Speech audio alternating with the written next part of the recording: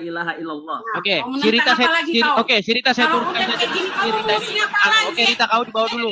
Rita kamu di bawah dulu. Kamu di bawah dulu, kamu nonton di bawah. Nih, oke, Bang Guntur. Ini Bang Guntur. Bang Guntur, di dalam Al-Qur'an ada tidak orang yang menjadikan hawa nafsunya sebagai Tuhan? Ada, ya. Oke. Dikatakan di situ hawa nafsunya sebagai ilahnya, betul? Ya, betul. Oke. Berarti tidak semua orang mengilahkan Allah. Ada Iya, yang iya, iya. mengilahkan batu. Iya, Ada yang betul. mengilahkan hawa nafsu. Betul? Iya, betul. Oke. Apa itu diilahkan atau dituhankan? Diilahkan, ilah itu maksudnya dia beribadah hanya kepada zat tersebut. La ma'budu bil haqqi illallah. Dan itu keyakinan kita Islam, tidak ada yang berhak disembah kecuali Allah. Oke. Tapi fakta di lapangan ada yang mengilahkan selain Allah, betul? Iya, itu manusia, berbagai Oke. macam model Ada, sesembahan. sebentar. Ada nggak yang mengilahkan uang? Harta ada. Ada. Ada nggak yang mengilahkan iblis? Kalau iblis ada. Oke. Ada nggak yang Orang mengilahkan manusia? Ada. Ada. Oke. Kalau seperti itu, apa pengertian mengilahkan? Apakah menganggapnya sang pencipta? Dianggap sebagai pencipta. Oke, berarti orang yang mengilahkan duit berarti menganggap duit sang pencipta. Dia diperbudak oleh duit, oleh harta. Kenapa orang Islam kalau ditanya nggak pernah nyambung, teman-teman? Sekali lagi saya ulangi. Ya. Apakah ada yang mengilahkan manusia? Yang mengilahkan manusia ada. Apakah ada yang mengilahkan hawa nafsu? Ada. Oke, apakah mengilahkan itu menganggap bahwa sesuatu itu sang pencipta? Iya. Oke, berarti orang yang mengilahkan hawa nafsu adalah perbuatan menganggap hawa nafsu sebagai sang pencipta. Iya. Oh, berarti menganggap sang pencipta itu penciptaan, hawa nafsu itu sang pencipta langit dan bumi. Iya, ada orang-orang yang tersesat itu, orang-orang yang menyimpang. Yang mereka tidak mentuhankan Oke, Allah. berarti orang yang mengilahkan uang menganggap uang pencipta langit dan bumi. Iya, orang-orang yang menyimpang keyakinannya yang harus diluruskan. Di mana coba? Di mana ada keyakinan orang yang menganggap yang menciptakan langit dan bumi itu uang? Coba di mana? Karena dia menganggap dengan uang itu dia bisa merubah segalanya, bisa menciptakan segalanya. Di mana ada sebuah keyakinan bahwa yang membuat langit dan bumi ini duit? Coba. Orang yang ini terlalu jauh, ini pembahasannya seperti ini, terlalu jauh. Gini aja saya bantu. Saya bantu dah, gini Guntur, sebentar Guntur, gini. Gini saya bantu. Maksud mengilahkan, maksudnya mengilahkan, mentuhankan, itu bukan menganggap sesuatu itu sang pencipta, bukan. Tapi mengilahkan atau mentuhankan adalah sebuah perbuatan membuat dirinya diperbudak oleh sesuatu itu sehingga ia takluk kepadanya. Setuju nggak? Ya, setuju itu. Nah, jadi ketika orang mengilahkan hawa nafsu, dia membuat dirinya itu menjadi budak hawa nafsu tersebut.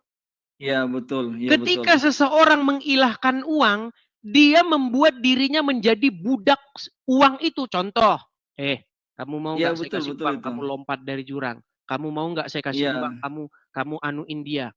Artinya uang bisa membuat dirinya jadi budaknya. Paham? Iya, betul itu, betul. Nah, dia takluk kepada uang tersebut. Ketika uang berbicara, dia siap. Siap. Laksanakan. Nah, gitu maksudnya. Itu maksudnya mengilahkan. Nah, pesan saya malam ini kepada Anda Guntur, jangan kamu ilahkan Muhammad. Stop. Siapa yang mengilahkan Muhammad? Siapa yang mengilahkan Muhammad? Baik. Apakah kamu sebentar? Oke, saya buktikan kamu menuhankan Muhammad, mengilahkan Muhammad. Gini, saya kasih gambar kamu. Saya kasih gambar. Sebentar, teman-teman. Saya kasih gambarnya. Bahwa kalian itu mempertuhan atau mengilahkan Muhammad. Menaklukkan diri kalian kepada Muhammad. Nih, saya punya gambar bagus nih. Perhatikan. Bang Guntur, selagi Anda jadi orang Islam, betul atau tidak?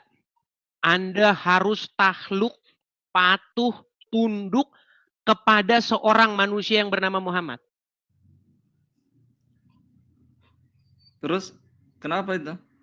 Betul atau tidak? Iya betul, itu kan atas perintah Tuhan kita Allah. Saudara-saudara. Betul. Sama Muhammad. Sebentar.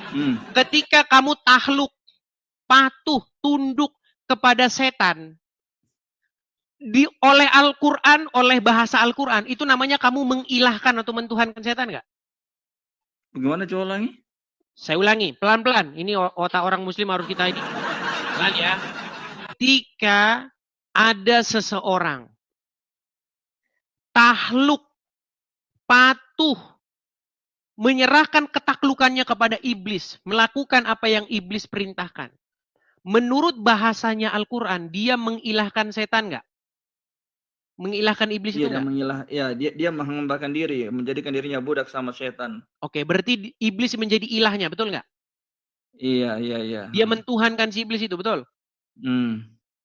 Sekarang iblisnya diganti nih, ganti iblisnya dengan Muhammad. Ketika Anda patuh, tunduk, menyerahkan ketaklukan Anda, sehingga Anda tidak boleh membantah Muhammad. Harus patuh, kata Muhammad. Sami'na wa ta'na. Kami mendengar dan kami taat. Iya. Sama nggak itu? Itu atas perintah Tuhan kita, Allah. Iya, artinya Allah memerintahkan kamu untuk menuhankan, mengilahkan Muhammad. Betul nggak? Allah tidak menyuruh kita menuhankan Muhammad, mengilahkan Muhammad. Tapi Allah menyuruh kita patuh taat kepada Muhammad. Berat ini. Ini dengarkan. Kalau ada orang, dia masukin apel ke mulutnya, punya, masuk ke perut. Itu namanya makan, bener nggak? Kalau apelnya diganti dengan duku atau dengan bengkoang, namanya masih makan nggak? Ya makan. Oke, makan. Jadi, walaupun objeknya diganti, perbuatan yang kita perbuat terhadap sesuatu itu tetap sama. Definisinya tetap sama, walaupun objeknya diganti, betul? Iya. Contoh. Di depan ada setan. Di depan saya ada setan. Saya menyerahkan ketaklukan saya kepada si setan ini. Patuh saya sama dia.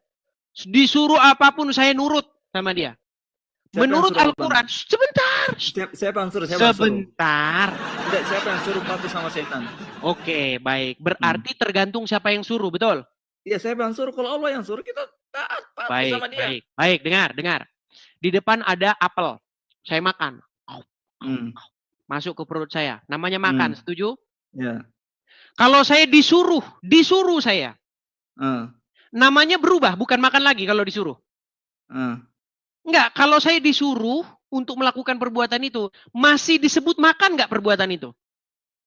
Disuruh, maksudnya disuruh apa dulu? Disuruh makan atau disuruh apa? Dengar, ada apel. Iya. Saya kunyah apel ini. Krop. Saya masukkan ke perut saya. Disebut apa perbuatan itu? Ya, disebut makan. Makan. Kalau saya disuruh sama Allah. Apel masukin ke mulut, krop, telan ke mulut. Namanya bukan makan lagi kalau disuruh. Ya disuruh makan. Iya, tetap saja namanya makan. Iya. Sekarang sebentar nih, sekarang. Ada setan. Setan. Saya menaklukkan diri kepada setan itu. Mengikuti apapun yang diperintahkan oleh setan itu. Namanya, menurut Al-Quran, namanya mengilahkan si setan itu, betul? Maksudnya siapa yang suruh mengilahkan si setan? Sebentar. Jangan disuruh. Perbuatan yang demikian kepada si setan, menaklukkan diri kepada si setan itu, disebut mempertuhan setan itu, betul? Mengilahkan dia, betul? Nah, kalau disuruh saya disuruh menaklukkan diri kepada setan itu. Berarti saya disuruh mengilahkan setan itu enggak? Iya, pertanyaannya siapa yang suruh? Terserah, mau nyuruh Udin kayak atau siapa gitu. Beda. Kita Islam disuruh sama Sang Pencipta yang Maha. Oh, berarti kalau disuruh sama Allah, berarti itu bukan disuruh mengilahkan setan? Kita disuruh sama Allah, kita disuruh sama Iya, disuruh ngapain? Namanya disuruh ngapain? Disuruh taat patuh sama utusannya Muhammad SAW. Berarti artinya disuruh mengilahkan si setan itu, betul nggak? Kita disuruh patuh, disuruh taat, bukan disuruh menghambahkan diri. Kalau patuh, taat, takluk kepada setan, artinya mempertuhan setan, betul nggak? Patuh sama setan, sama Muhammad. Misal orang yang patuh sama setan, takluk sama setan, disebut mempertuhan setan, betul? Bang, kalimat ilah itu yang udah bang, tidur di bawah, Bang. Tidur di bawah. Adapun tidur di bawah.